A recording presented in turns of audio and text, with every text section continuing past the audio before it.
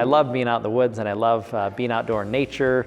And we burn wood at our house, so I had some trees that were already cut down. And right next to it was a tree that had been blown over in the wind. I made the decision to, very carefully cut the top down, basically until it was just the trunk of the tree. But what I didn't realize is that there was a lot of back pressure on it. So the tree ended up not going where I wanted it. It actually, in an instant, the tree had hit my helmet and then threw me to the ground and then bounced down and was laying across my hips and my chest.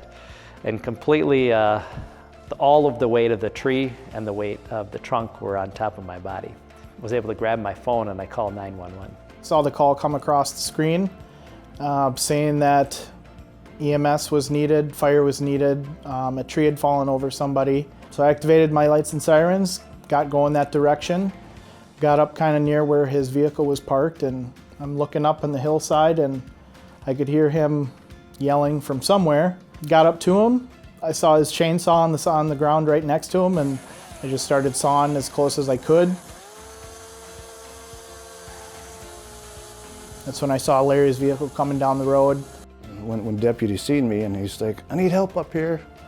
And I went running up there. It wasn't until I got up to that spot that I actually seen that Adam was indeed under the tree. But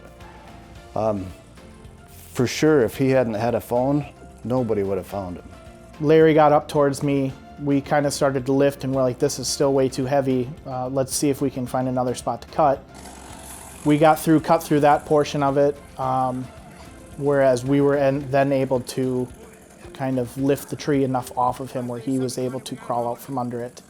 And we kind of did an assessment on him, and it didn't appear to, he didn't have any broken bones or anything. And EMS didn't really see any emergent need to transport him by hospital or by ambulance to the hospital, so he pretty much just said, if it's okay with you guys, I'd like to go home, which you could see his house from where we were. It was probably a couple hundred yards away.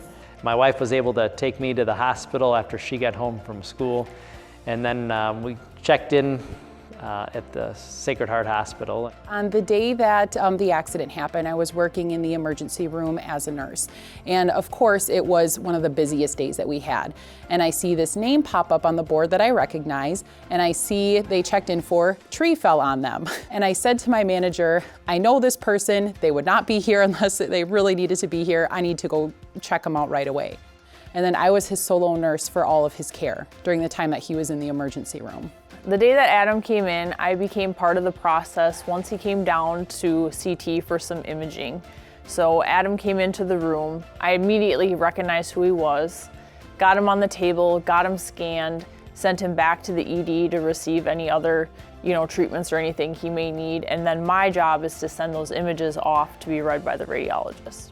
Being a part of Adam's care that day and knowing the outcome is just part of the reason why you're in healthcare to begin with, I mean, not always do you have a positive outcome. So to go through the process and be a part of it and see Adam out walking, talking, being chatty, funny Adam, it really makes it, rewarding to do your job.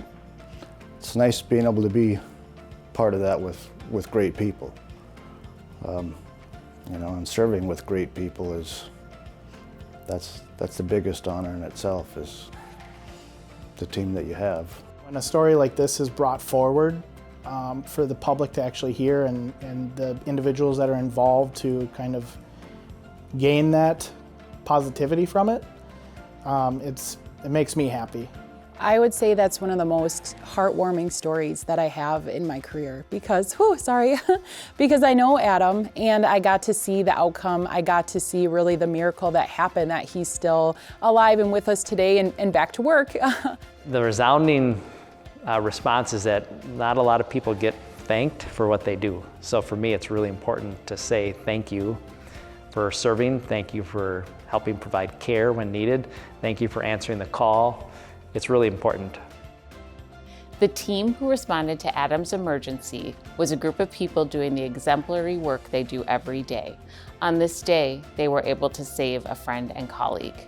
We offer our heartfelt thanks and congratulations to Stephen, Larry, Cassandra, and Amanda for their amazing rescue efforts and for their commitment to our community.